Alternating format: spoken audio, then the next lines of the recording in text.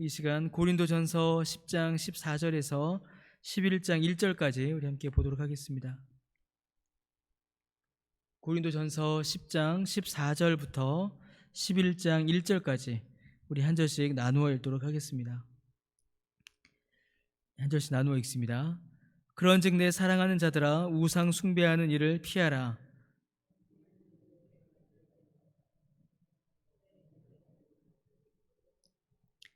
우리가 축복하는 바 축복의 잔은 그리스도의 피에 참여함이 아니며 우리가 떼는 떡은 그리스도의 몸에 참여함이 아니냐.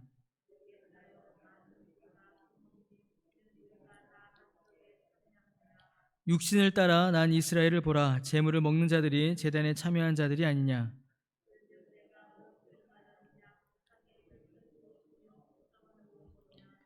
무릇 이방인이 제사하는 것은 귀신에게 하는 것이요 하나님께 제사하는 것이 아니니 나는 너희가 귀신과 교제하는 자가 되기를 원하지 아니하노라.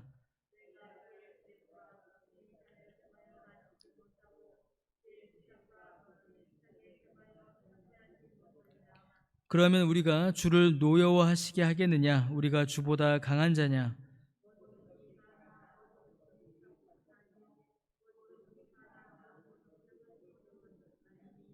누구든지 자기의 유익을 구하지 말고 남의 유익을 구하라. 이는 땅과 거기 충만한 것이 주의 것임이라.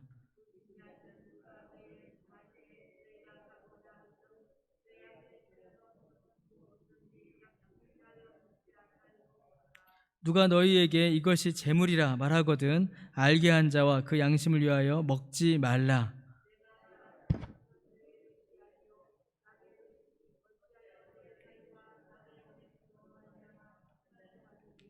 만일 내가 감사함으로 참여하면 어찌하여 내가 감사하는 것에 대하여 비방을 받으리요.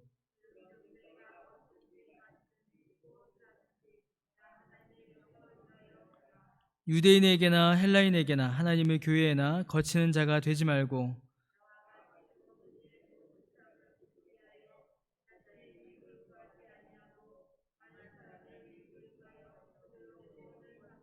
함께 읽습니다.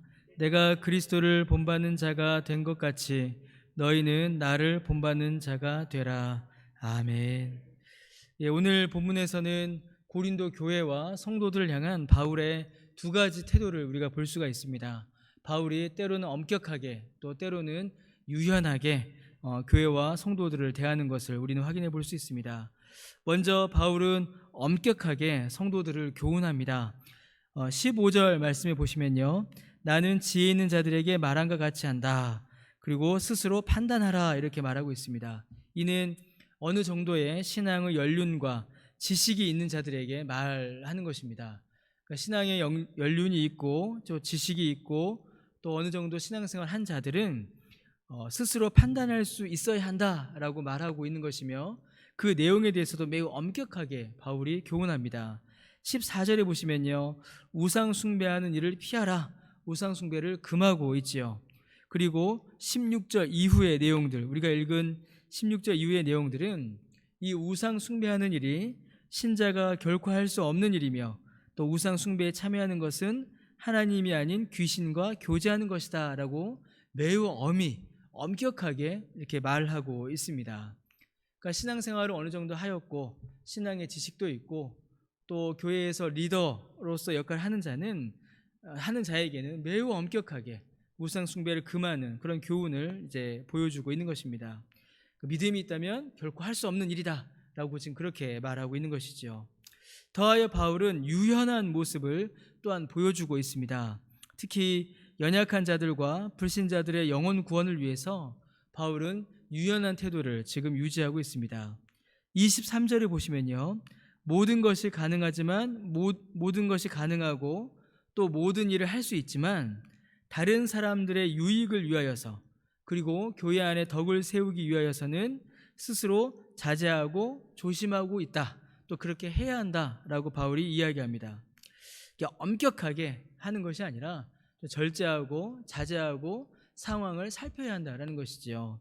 그 예로 이제 25절에 시장에서 파는 것을 먹는 일을 지금 말하고 있습니다. 그 당시에는 시장에서 파는 음식들 그 중에 특히 고기는 우상 숭배의 제물로 쓰인 것들이 대부분이었습니다. 그래서 이 고기를 먹는 일에 대해서 이제 다른 본문에서도 매우 엄히 또 조심스럽게 말하는 것을 우리가 확인해 볼 수 있습니다.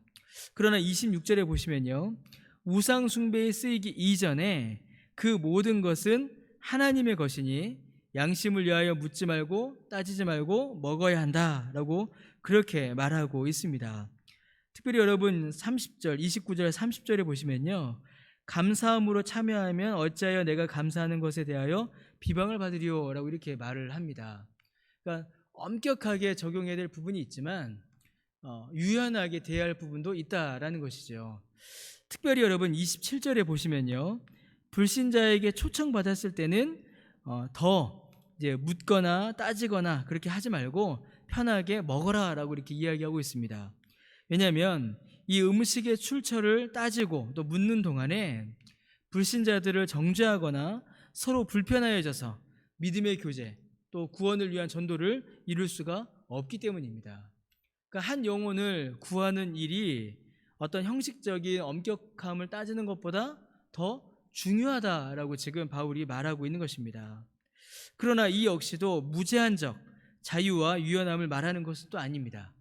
여러분 28절에 보시면요, 누가 너희에게 이것이 재물이라 말하거든 알게 한 자와 그 양심을 위하여 먹지 말라라고 되어 있죠. 재물이라 말했다라는 게 이게 중요합니다. 여러분 이 표현은 어떤 표현이냐면요, 그 당시 이제 문화로는 우상에게 쓰인, 우상 숭배에 쓰인 음식을 먹으면 우상 숭배에 함께 참여하는 게 됩니다. 그래서 28절에 누군가가 음식을 주면서 이거는 우상 숭배에 쓰인 겁니다 라고 말하면은 단순히 이거 같이 먹읍시다가 아니라 우리 같이 우상을 섬깁시다 라는 이제 그런 의도가 있는 것이죠. 그러니까 명백하게 우상 숭배로 신자를 이렇게 이끌어가려는 그런 의도가 분명하게 나타날 때에는 그 음식을 먹지 말라라고 바울이 지금 말하고 있는 것입니다. 그러니까 단순히 음식을 함께 나누어 먹는 일, 거기에 있어서는 편하게 먹을 수 있지만 또 그 음식을 먹음으로 말미암아 교제를 이룰 수 있지만 우상 숭배로 이끌려는 의도가 명백할 때에는 그때는 참여해서는 안 되고 먹어서는 안 된다라고 지금 바울이 이렇게 딱 이렇게 말을 하고 있는 것입니다. 그래서 진리를 붙드는 선, 그러니까 진리의 문제를 다룰 때에는 매우 엄격합니다. 그리고 성숙한 신자들 역시 단단한 음식을 먹을 수 있기에 엄격하고 단호하게 그 말씀의 교훈과 적용을 받고 있습니다. 그러나 27절, 32절, 33절을 말씀해 보시면요, 연약한 자들의 구원을 위하여서는 유연하게 상황에 또한 대처할 수 있음을 또한 우리는 이렇게 확인해 볼 수가 있습니다. 중요한 것은 형식적인 엄격함이 아니라 진리의 복음이 온전히 증거되고 이를 통해서 한 영혼이 구원을 얻는 것이기 때문입니다. 예수님께서 바리새인들의 율법주의에 갇혀 계시지 않으셨고 한 영혼을 구하기 위하여 안식일에 사람을 고치시고 살리시는 일들이 있었음을 우리는 복음서에서 확인해 볼 수가 있습니다. 복음의 진리가, 한 영혼을 향한 하나님의 사랑이, 한 영혼의 구원이 그 어떤 형식보다 더 귀하고 소중하기 때문입니다. 그리고 바울이 32절, 33절, 특히 이제 31절에서 말한 것처럼 우리가 먹든지 마시든지 무엇을 하든지 다 하나님의 영광을 위하여 해야 합니다.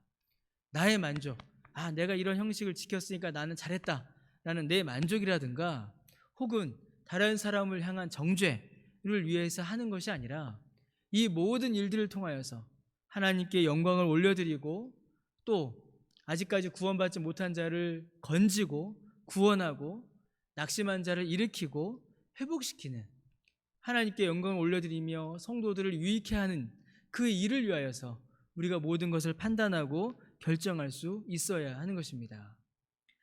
여러분, 우리의 신앙생활 또 우리가 함께 모여서 교회를 이루는 이 일들, 우리의 삶의 모습들을 한번 이렇게 돌아볼 필요가 있습니다. 고린도 전서에서 나타나는 바울의 이 목회, 또 바울이 성도들 대하는 태도는 여러분 상당히 유연한 것을 우리가 몇 가지를 본문을 통하여서 확인해 볼 수 있었습니다. 여러분, 우리는 무엇에 엄격하고 무엇에 유연합니까? 정말로 엄격해야 할 부분은 유연하고, 유연할 수 있는 것에는 엄격한 어떤 그런 모습을 우리가 보이지 않는지 우리가 한번 돌아봐야 합니다. 또한 우리는 우리의 믿음의 성장에 대해서도 한번 또 고민해 봐야 합니다. 바울이 지혜 있는 자에게 말하는 것처럼 한다라고 말하지요. 우리는 엄격한 교훈, 하나님의 이 말씀의 교훈을 우리 안에 엄격하게 적용할 수 있을 만큼 그런 성숙한 믿음을 소유하고 있는가? 또 그것 또한 우리가 돌아봐야 합니다. 아니면 여전히 단단한 음식을 삼키지 못하고 죽이나 젖을 먹어야 하는 그런 아이들과 같은 믿음, 연약한 믿음의 소유자가 아닌가? 또한 우리 자신도 한번 돌아봐야 합니다. 여러분, 우리는 연약한 자들을 향하여서는 그 연약한 자들이, 믿음이 약한 자들이 성장할 수 있도록 먼저 믿은 자들이 유연하게 넉넉하게 도와야 하고 그들 향해서 배려를 해야 합니다. 그리고 연약함에 머물러만 있는 것이 아니라 지혜로운 자가 되어 성장할 수 있도록 15절 말씀처럼 스스로 판단하여 신앙생활을 이어갈 수 있도록 또한 연약한 자들은 성장해야 합니다. 이 모든 일들을 통하여서 하나님께 영광을 올려드리는 것이죠. 먼저 믿은 자는 여유 있게 유연하게 넉넉하게 이제 처음 믿은 자들을, 불신자들을 배려해야 하고, 처음 믿은 자들은, 연약한 자들은 또 하나님의 말씀 안에서 성장해 나가야 하는 것입니다. 이 일을 위해서 교회가 존재합니다. 이 일을 위해서 교회가 양육하고 또 이 일을 위해서 성도를 목양하는 것입니다. 그리고 우리가 우리 안에 지체들을 대할 때에 또한 이러한 자세를 유지해야 합니다. 이 안에서 함께 성장하고 함께 돌아보며 함께 믿음의 유익을 얻는 일들이 풍성하게 일어나게 되는 것이죠. 그때에 교회가 참으로 제가 방금 말씀드린 것처럼 풍성해지고 그 은혜를, 그 유익을 경험할 수가 있는 것입니다. 그 은혜 가운데 늘 거하시는, 또 그 은혜를 누리시는 저와 여러분 우리 교회가 되시기를 주님의 이름으로 간절히 축원합니다. 이렇게 기도드리겠습니다. 주님, 오늘 우리에게 주신 이 말씀과 같이 우리가 연약한 자들을 향하여서는 여유 있게 유연하게 배려함으로 함께 신앙생활을 하게 하여 주옵시고, 더하여는 우리 스스로를 향하여서는 또 우리의 믿음의 성숙을 위하여서는 주의 말씀을 견고히 붙잡고 나아가는 우리 모두가 될 수 있도록 주님 은혜를 베풀어 주옵소서. 그리하여 이 모든 일들을 통하여서 하나님께 영광을 올려드리고 또 이 모든 일들을 통하여서 모든 믿음의 지체들이 유익을 얻는 귀한 은혜를 우리 교회에 충만히 허락하여 주옵소서. 감사드리며 예수님의 이름으로 기도드립니다. 아멘.